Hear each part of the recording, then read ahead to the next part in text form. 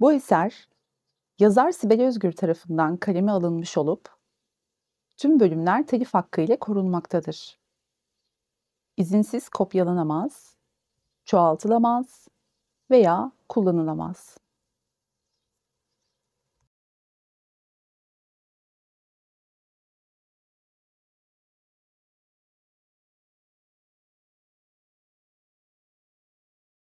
İki Ateş Arasında. Bölüm 2. Gözlerini ağır ağır açarken uyku ile uyanıklık arasındaki o ince çizgide nerede olduğunu algılamaya çalışıyordu. Bedeni uyanmıştı ama olanlardan yorgun düşen zihni hala uykudaydı. Hava çoktan kararmıştı. Dışarıdan süzülen bahçe ışıkları odayı belirli belirsiz aydınlatıyordu. Etrafta hiç ses yoktu. Başını ağır ağır pencereye doğru çevirdiğinde Korhan'la bir kez daha göz göze geldi. Loş ışıkta yüzünü belirli belirsiz seçebiliyordu. Pencerenin önündeki koltuğa oturmuş, ellerini birleştirip çenesinin altına yerleştirmiş, tüm dikkatiyle Asya'yı seyrediyordu. Uyku sersemliğinin etkisiyle kendine gelemeyen Asya ile bakışmaları birkaç saniye sürmüştü. Korhan, Asya'yı dünyaca ünlü bir sanat eserini inceler gibi inceliyordu. Bu durum Asya'yı rahatsız etmişti. Yattığı yerden aniden doğrulup yatağın gösterişli başlığına yaslandı ve dizlerini karnına doğru çekti. Uykudan yeni uyanmış küçük bir kız çocuğu kadar savunmasız, masum ve tatlı görünüyordu. Ağrıyan başını iki elinin arasına alarak sıkıştırdı. Kendini toparlaması zaman alacak gibi görünüyordu. Kafasındaki onlarca soru işaretinden en baskını Cengiz'le ilgiliydi. Ona ne olduğunu, nasıl bir durumda olduğunu bilmek istiyordu. Bunu öğrenmenin yolu yaramaz ve asi bir çocuk olmaktan ziyade uslu bir kız olmaktı. Üstelik bu zorba adamla mücadele edecek gücü de yoktu. Tekrar Korhan'a döndü ve sakin bir ses tonuyla sordu. Cengiz nasıl? Asya'nın uykulu sesi ve yumuşak tavrı Korhan'ın içine eritmişti. Dikkati tamamen dağılmış, aklı çok başka yerlere gitmişti. Asya onu her geçen dakika etkisi altına almaya devam ediyordu.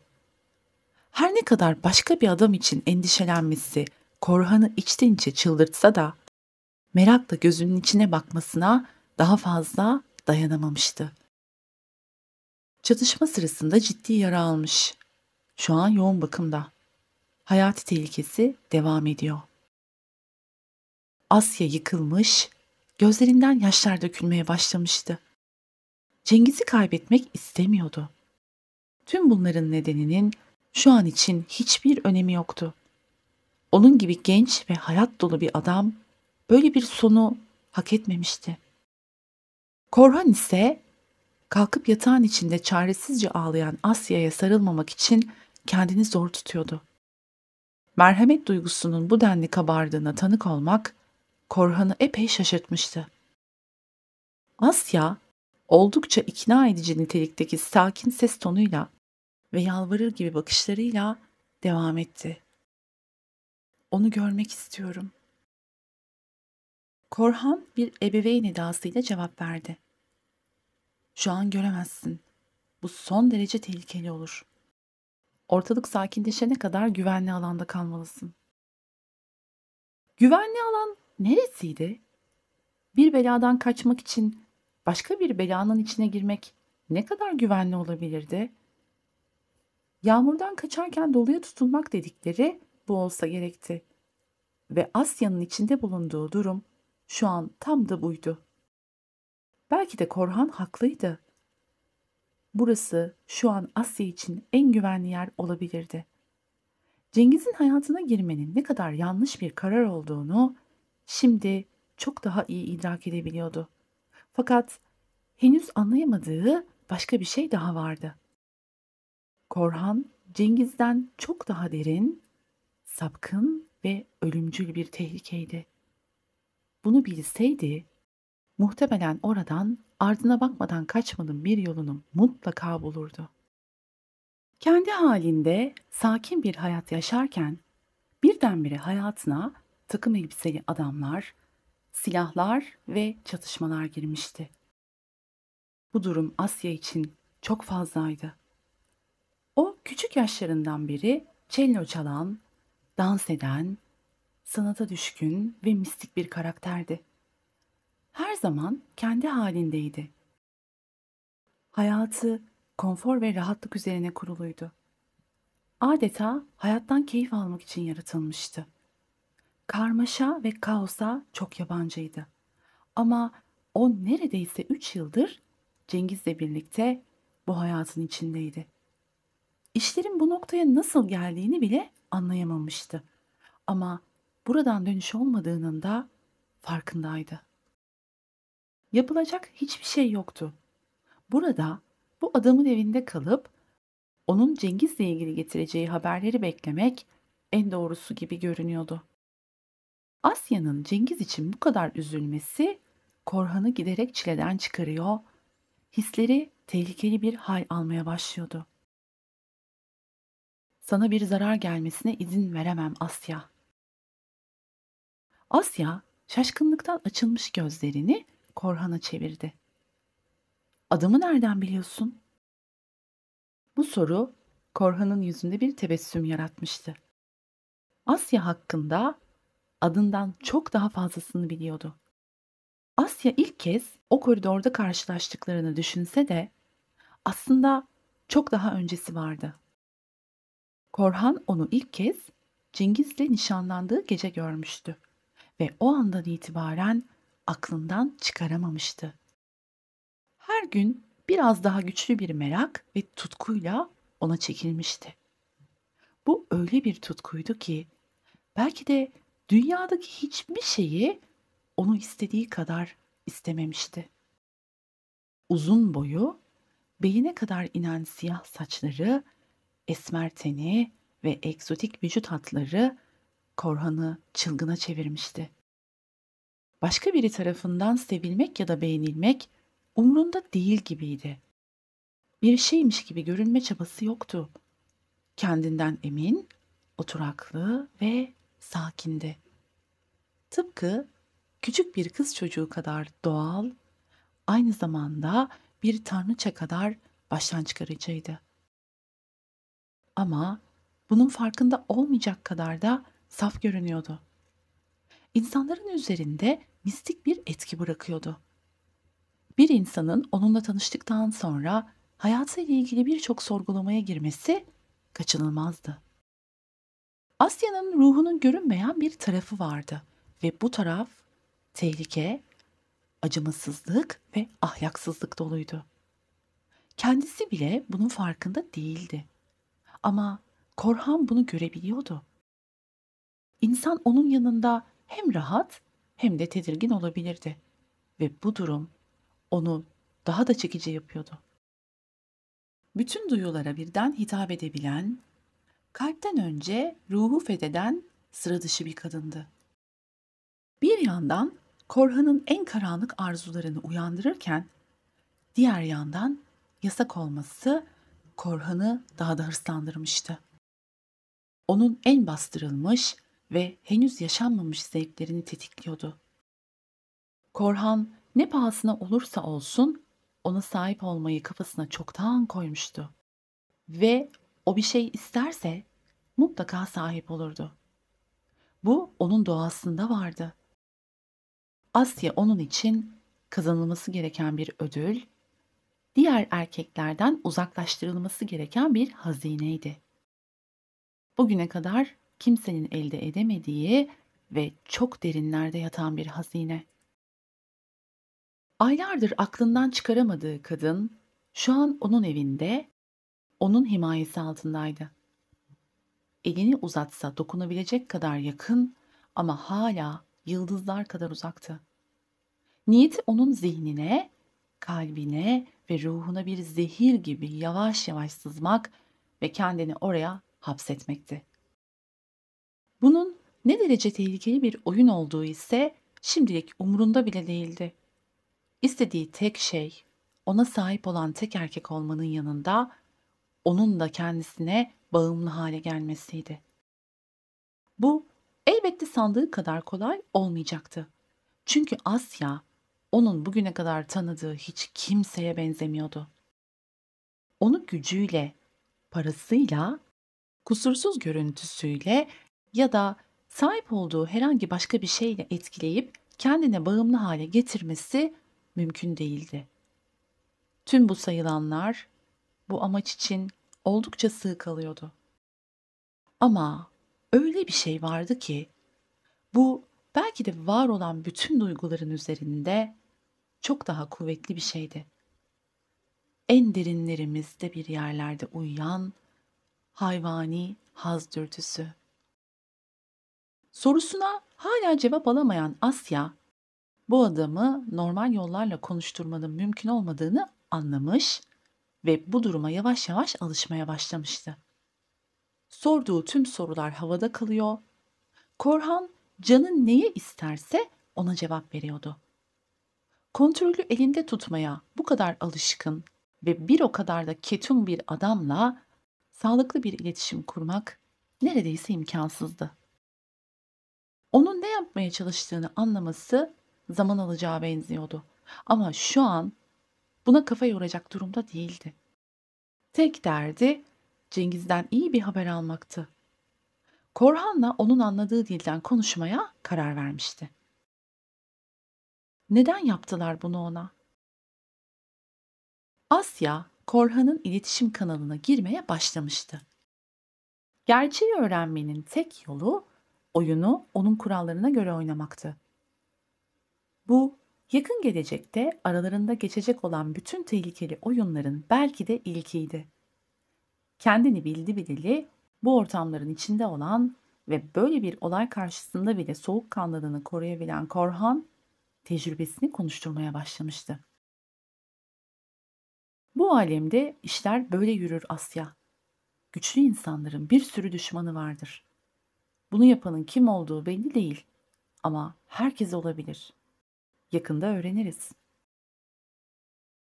Karşılaştıkları andan beri ilk kez normal bir diyalog geçmişti aralarında.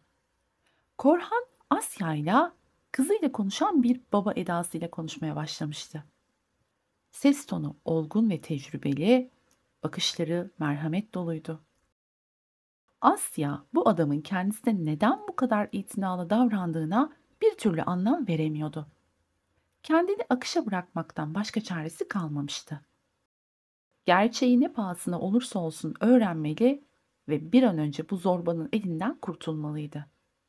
Bunun için de son derece akıllı hareket etmesi gerekiyordu. O, sessiz sessiz ağlamaya devam ederken yanaklarından süzülen gözyaşları Korhan'ı çılgına çevirmişti. Başka bir erkek için ağladığını görmeye daha fazla katlanamayacaktı. Oturduğu yerden bir hışımla ayağa kalktı ve kapıya doğru hızlıca yürürken Asya'ya günün son talimatını verdi. Güzelce uyuyup dinlen. Yarın eve gidiyoruz. Asya'ya soru sorma fırsatı bile vermeden çoktan odadan çıkmıştı.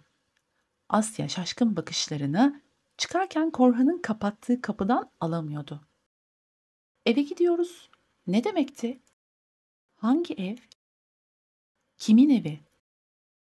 Ketum bir zorbanın peşinde oradan oraya sürükleniyordu ve bu durum tamamen kontrolden çıkmıştı. Bir an kalkıp Korhan'ın peşinden gitmek ve aklındaki tüm soruları sormak istedi. Ama değil gitmeye, yataktan çıkmaya bile dermanı yoktu. Zihni bu hengameye daha fazla dayanamayacaktı.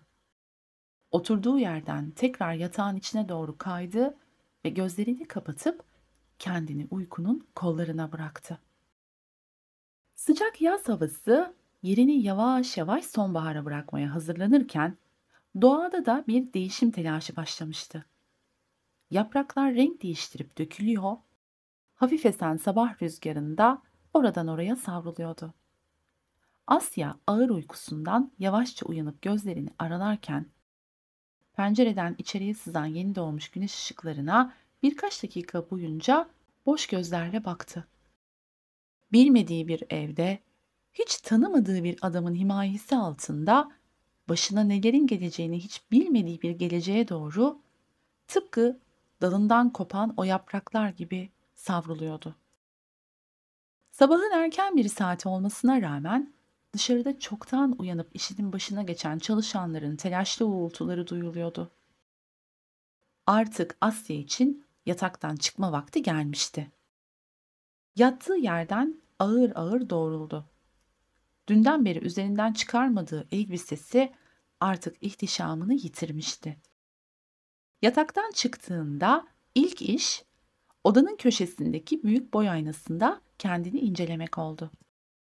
Ağlamaktan şişmiş gözleri, darmadağınık saçları ve kırışmış elbisesiyle felaket görünüyordu. Tabii bu tamamen kendisinin fikriydi. Az sonra odaya girecek olan Korhan, onunla aynı fikirde olmayacaktı.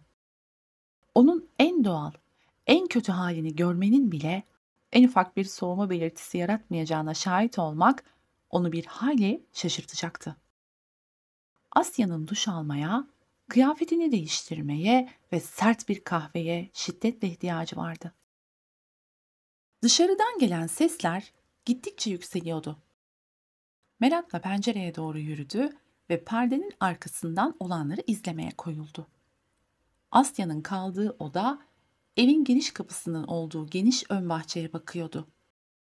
Kapının önünde 3 koca jip, jipin etrafında ise sersem kafayla saymaya üşendiği bir grup adam duruyordu.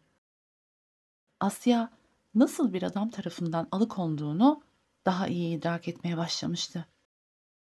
Buna benzer ortamlara Cengiz'den alışkındı ama böylesini daha önce hiç görmemişti. İçine girmek üzere olduğu durumun kokusu burnuna daha da sert gelmeye başlamıştı. Korhan'ın Asya'yı yerinden sıçratan kapı tıklaması nihayet duyulmuştu. Kapıyı sert ama kısa aralıklarla çalıyordu. O an Asya'nın zihninde saçma ve alakasız bir fikir belirmişti. Bu fikir, Korhan'ın kapıyı çalış şeklinin diğer pek çok şeyi yapış şekline benziyor olabileceği ile ilgiliydi. Bu şeylerin başında elbette seks geliyordu. Asya bu fikrin neden böyle alakasız bir zamanda belirdiğini anlayamamış, bunu son 2 gündür yorulan zihninin artık sapıtmasına bağlamak istemişti. Zihni ona çok tehlikeli bir oyun oynuyordu ve bu fikir kasıklarına doğru inmeye başlamıştı. Asya bu düşüncelerle cebelleşirken Korhan çoktan içeriye girmiş, en doğal haliyle gördüğü Asya'yı hayranlıkla seyretmeye koyulmuştu. Asya'nın bu hali ona en seksi haliyle görebileceği pek çok kadından çok daha seksi gelmişti. Ülkenin, hatta dünyanın en güzel kadınlarıyla beraber olan bu adam şu an hissettiklerine inanamıyor, şaşkınlıkla Asya'ya bakıyordu. Asya'nın şaşkınlığı ise az önce zihninin ona düşündürdükleriyle ilgiliydi ama belki de bu düşünceleri zihninden değil, çok daha derinlerden bir yerden, ruhundan geliyordu. Şaşkın bakışlarla geçen birkaç saniyenin ardından Korhan az önce kaybetmeye başladığı kontrolünü geri aldı ve günün ilk talimatlarını sıralamaya başladı. Duş alıp kıyafetini değiştir.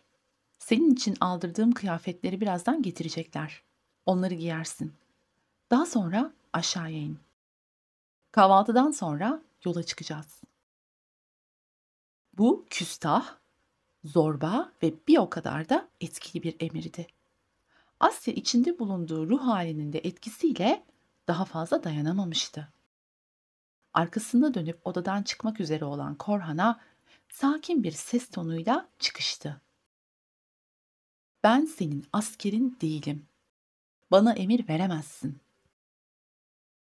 Hızla odadan çıkacakken duydukları karşısında afallayan Korhan bir an durdu ve bir süre ilk şoku atlatmayı bekledi. Tekrar Asya'ya döndüğünde gözlerinden ateş çıkıyordu. Asya açısından bu emre itaatsizliğin bir sonucu gibi görünse de Korhan'ın Asya'nın tavrından aldığı hazzın bir sonucuydu aslında. Bu zevki bir kere tatmıştı ve tekrar tekrar tatmak için ona her fırsatta karşı koyacağı alanlar yaratmaya başlamıştı. Bakışları Asya'nın içine bir ok gibi işliyor ama o korkmuyordu. İçinde bir yerlerde bu garip adamın ne kadar zorba olsa da ona zarar vermeyeceğini biliyor gibiydi. Bu çok tuhaf bir histi. Aynı anda dünyanın hem en tehlikeli hem de en güvenli yerinde olmak gibi bir his. Asya, kavgacı ya da saldırgan biri olmadığı için etkisi sesinin yüksekliğinden değil, sözlerinin ağırlığından geliyordu. Gözlerine öfkeyle bakan Korhan'a çıkışmaya devam etti. Bana ne yapacağımı söyleyip duruyorsun. Bir çanta gibi oradan oraya sürüklüyorsun. Ben senin malın değilim. Kimsenin malı değilim. Kim olduğunu bile bilmiyorum. Ve hiçbir şeye mecbur değilim. Seninle hiçbir yere gelmiyorum. Bu kadar yeter. Beni derhal Cengiz'e götür. Nişanlımı görmek istiyorum. Korhan ağır adımlarla Asya'ya iyice yaklaştı ve ateş eden bakışlarını onun gözlerine dikti. O kadar yaklaşmıştı ki Asya doğal bir refleksle bir adım geriye çekilmişti. Olay gittikçe sertleşiyor, aralarındaki enerji yoğunlaşıyordu. Az önce Korhan'a cesurca çıkışan Asya, şimdi ürkek bir ceylan yavrusuna dönmüştü. Üzerine gelen bu zorba adamın ne yapacağını kestirememiş ve olabilecek her duruma karşı önlemini almıştı. Korhan ise her zamanki gibi kısa ama etkili konuşmuştu. Yarım saat içinde aşağıda ol. Korhan bir fırtına gibi kapıdan çıkıp giderken arkasından baka kalmıştı. Ne yapsa, ne söylese Korhan'a geçmiyordu. Çocukluğundan itibaren herkesin kendisine hizmet etmesine ve emirlerinin yerine getirilmesine o kadar alışkındı ki Asya'nın karşı çıkmalarından her ne kadar haz alsa da sonuçta onun dediği olacaktı. Ona kendini yetersiz hissettirecek herhangi bir girişim kabul edilemezdi. Asya ise zeki bir kadındı ve Korhan'la ilgili müthiş bir açık yakalamıştı. Fakat hesaba katmadığı bir şey vardı. Korhan da en az onun kadar zekiydi ve insanları harekete geçiren dürtüler konusunda tam bir profesyoneldi. Bu, işleri daha da kızıştıracak olayların sadece başlangıcıydı. Asya için bu emre itaat etmekten başka çare kalmamıştı. Aklını kullanmalı ve uslu bir kız olmalıydı.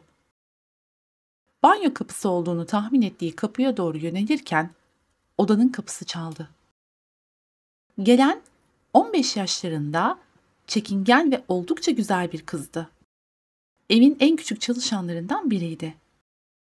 Elindeki birkaç alışveriş çantasını hızlıca yatağın üzerine bıraktı ve ürkek bakışlarını bir an için Asya'ya çevirdi. Asya bir çift cam mavisi göz tarafından merakla süzülüyordu. Muhtemelen evin bütün çalışanları arasında günün konusu bu güzel kadının kim olduğu, efendilerinin bu kadını neden buraya getirdiği ve zorla burada tuttuğuydu. Asya'da dahil hiç kimse onun ne yapmaya çalıştığını çözemiyordu. Kısacık bir bakışmanın ardından kız hızla odadan çıktı. Şimdi Asya için hazırlanma vaktiydi. Banyoya girdiğinde biraz şaşırmıştı. Burası adeta lüks ama otantik bir otel odasının banyosunu andırıyordu. Bir kadının ihtiyacı olabilecek her şey dolaplara yerleştirilmişti. Burası muhtemelen misafir odasıydı. 2 gündür üzerinde duran ve neredeyse vücuduna yapışan elbisesinden nihayet kurtulmuştu. Duşunu alıp kendisi için getirilen paketleri açtı.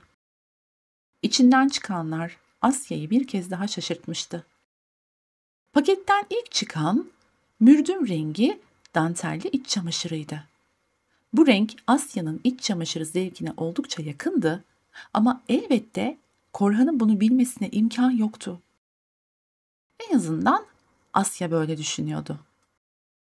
Bunun sadece bir tesadüf olduğunu düşünmekten ileri geçmemişti.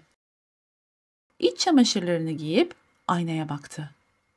Bu renk esmer tenine çok yakışıyor, kadınsı vücut hatlarını daha da nefis gösteriyordu. Çamaşırların ölçüsü ise tam bedenine göreydi. Kendisi bile bu kadar uygun bir beden seçmekte zorlanabilirdi.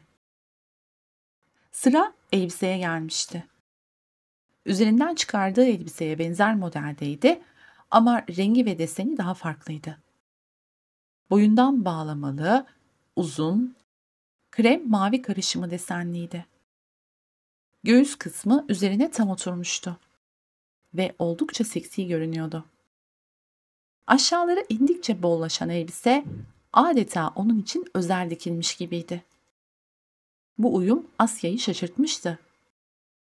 Bu alışverişi kimin yapmış olabileceği konusunda ise hiçbir fikri yoktu. Kendisine verilen yarım saat dolmak üzereydi.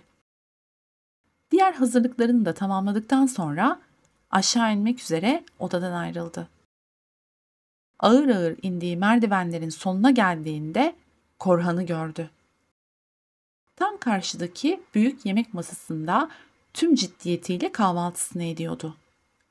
Bir an bakışlarını masaya yaklaşmakta olan Asya'ya çevirdi. Yeni elbisesi, yarı ıslak saçları ve bir prenses edasındaki ağır hareketleriyle oldukça baştan çıkarıcı görünüyordu. Onu baştan ayağa hızlıca süzdükten sonra arzu dolu bakışlarını tekrar masaya çevirdi. İçinde bulunduğu ruh haliyle ilgili herhangi bir açık vermek istemiyordu. Asya masanın yanına kadar gelip durdu. Korhan duruşunu hiç bozmadan talimatlarını sıralamaya devam ediyordu. Otur ve kahvaltını et. Kahvaltı etmek istemiyorum. Aç değilim. Bu koca bir yalandı. Açlıktan ölmek üzereydi. Korhan bu kez nispeten merhamet yüklü bakışlarını tekrar Asya'ya çevirdi. Bu değişken bakışlar Asya'nın kafasını karıştırıyor, bu adamın aslında nasıl biri olduğunu çözemiyordu. Dünden beri bir şey yemedin. Hastalanmandan endişe ediyorum. İnadı bırak ve kahvaltını et lütfen. Bu seferki bir emir değil, nazik bir çağrıydı ve bu çağrıya kayıtsız kalmak mümkün değildi. Açlıktan neredeyse bayılmak üzere olan Asya, Korhan'ın eliyle işaret ettiği tam karşısındaki sandalyeye oturdu. Hemen arkasında beliren başka bir çalışan koşarak çayını doldurdu ve başka bir şey arzu edip etmediğini sordu. Tam cevap verecekken Korhan araya girdi. Ona taze sıkılmış portakal suyu getir. Vitamine ihtiyacı var. Vay canına! Asya şaşkınlıktan açıkta kalan ağzını kapatmayı unutarak bakışlarını Korhan'a çevirdi. Daha önce herhangi bir konuda kendisinin yerine bu kadar hızlı karar veren biriyle hiç karşılaşmamıştı. Bunu bir başkası yapsaydı muhtemelen daha farklı bir tepkiyle karşılaşırdı. Ama Asya bu adama karşı aynı tepkiyi göstermiyordu. Belki de Korhan'ın bu davranışları ona yıllar önce kaybettiği babasını hatırlatmıştı. Babası onu o kadar güzel sevmişti ki onun sayesinde neredeyse sevgiye doymuştu. Başka biri tarafından sevilmenin umurunda bile olmaması buradan ileri geliyordu. Çocukluğundan beri kendini her zaman değerli, yeterli ve sevgiyi hak eden biri olarak görmüştü. Aslında Cengiz de onu böyle sevmişti. Ama orada çok önemli bir eksik vardı. Tutku. Daldığı bu düşüncelerden Korhan'ın sesiyle uyandı. "Hadi Asya, iç şunu." Portakal suyu çoktan gelmişti ama o farkında bile değildi. Korhan kahvaltısını bitirip sigarasını yaktığı halde o hala kahvaltısına başlamamıştı. İstemsizce döküldü kelimeler titreyen dudaklarından. "Cengiz'i görmek istiyorum." Korhan sigarasından derin bir duman aldıktan sonra delici bakışlarını tekrar Asya'ya dikti. "Sana daha önce de söyledim Asya. Onu şu an göremezsin. Bu çok tehlikeli olur ve seni bu tehlikeye atamam. Eve gittiğimizde çok daha güvende olacaksın. Şimdi lütfen kahvaltını et." Asya ağlamamak için kendini zor tutuyordu. Bütün duyguları birbirine karışmıştı. Belki de Korhan haklıydı. Onunla gitmek en doğrusuydu. Hem onunla gitmese nereye gidecekti ki? Babasını kaybettiğinden beri hayatında yalnızca Cengiz vardı ve bu süreçte istemeyerek de olsa Cengiz'in bazı karanlık sırlarına şahit olmuştu. Cengiz belki de bu yüzden bu haldeydi ve eğer bu doğruysa kendisinin başı da ciddi şekilde belada olabilirdi. Artık herhangi bir şeye direnmeye gücü kalmamıştı. Açlığının sınırlarına gelmişti ve karşısında birkaç lokma da olsa yemesi için gözlerinin içine bakan bir adam oturuyordu. İsteksizce birkaç lokma atıştırıp meyve suyunu içtikten sonra Korhan'ın ayağa kalkmasıyla hareket başlamıştı. "Hazırsan çıkalım. Nereye gittiğimizi bilmek istiyorum." O sırada kapıya doğru ilerleyen Korhan'ın cevabı kısa ama netti. "Gittiğimizde görürsün." Asya pes etmişti. Yavaşça masadan kalktı ve Korhan'ın peşinden kapıya doğru ilerledi. Kapıda bekleyen araçların yanındaki adamlar yola çıkmak için son hazırlıklarını tamamlamışlardı. Ortada duran jipin arka kapısı şoför tarafından açıldı ve Korhan hızlıca araca bindi. Şoför bu kez Asya'nın kapısını açmak için koşarak diğer tarafa geçti. Ağır adımlarla araca ilerleyen Asya tam bineceği esnada bir an durakladı. Güçlü hisleri ona bu arabaya bindiği anda hayatının tamamen değişeceğini söylüyordu. Ama ilginç bir biçimde binip bir bilinmezliğe doğru gitmeyi de istiyor gibiydi. Nihayet arabaya bindi ve kapı kapandı. Araçlar hareket ettiği andan itibaren sadece ikisinin değil, gidecekleri yerdeki daha birçok kişinin hayatını alt üst edecek gelişmelerin geri sayımı başlamıştı. Biner binmez dikkatini ilk çeken şey şoförün yanındaki koltukta oturan kişiydi. 35 yaşlarında, yüzü tıraşlı ve bebeksiydi. Bu haliyle Korhan'dan çok farklı görünüyordu. Oturduğu yerde Korhan'a doğru dönmüş, hararetli hararetli bir şeyler anlatıyor. Korhan ise can kulağıyla onu dinliyordu. Bu adam Korhan için önemli biri olmalıydı. Çünkü oldukça samimi görünüyorlardı. Adam daha çok Korhan'a rapor veriyor gibiydi. Sohbetin en hararetli yerinde adam bir an durdu ve Asya'ya baktı. Belli ki söylemek üzere olduğu şeyi Asya'nın duymasını istemiyordu. Korhan hemen devreye girdi. "Bu kadar yeter. Daha sonra konuşuruz." Adam konuyu tamamen kapatıp tam arkasında oturan Asya'ya doğru biraz daha döndü. "Merhaba, ben Hakan." Asya yalnızca başını sallamakla yetinmişti. Bu adamın sıradan bir çalışan olmadığına artık emindi. Diğer çalışanlara göre çok daha samimi konuşmalarına bakılırsa Korhan'a çok yakın ve onun için önemli biri olmalıydı. Belki de tüm işlerini halleden ve sırlarını paylaşan yaveriydi. Araçlar peş peşe ilerlerken Asya bakışlarını dışarıya çevirmiş, geçtikleri çorak arazileri seyrediyor, kime ait olduğunu bile bilmediği zırhlı bir aracın içinde bir bilinmezliğe doğru ilerliyordu. Uslu bir kız olmaya karar vermişti vermesine ama kafasındaki soru işaretlerine de yenileri eklenmişti. Dönüp sormaya kalksa muhtemelen hiçbirine cevap alamayacaktı ve bu durum onu daha da gerecekti. Yaklaşık 1 saattir kimse konuşmuyordu. Arabanın içindeki derin sessizlik Korhan'ın Hakan'a sorduğu soruyla bölünmüştü. Evde durumlar nasıl? Bu soru Asya'ya iyi gelmişti. En azından nasıl bir yere gittiğiyle ilgili bir şeyler öğrenebilirdi.